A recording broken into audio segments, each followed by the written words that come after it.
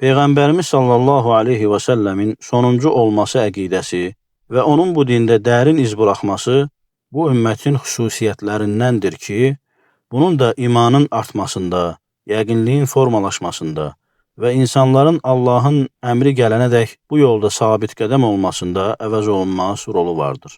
Əbu Hüreyrə Allah ondan razı olsun, Peyğəmbər sallallahu aleyhi və səlləmin belə dediyini rəvayət etmişdir. İsrail oğullarını peyğəmbərlər idarə edirdilər və hər dəfə bir peyğəmbər dünyasını dəyişdikdə digəri ilə əvəz olunurdu. Məndən sonra isə peyğəmbər olmayacaq, çoxlu xəlifələr olacaqdır. Səhabələr dedilər, bizə nə əmr edirsən ya Rasulallah? Dedi, aralarından birinci seçilmiş olana beyət edərək onların haqlarını ödəyin. Uca Allah onları rəiyyətləri barədə sorğu-sual edəcəkdir.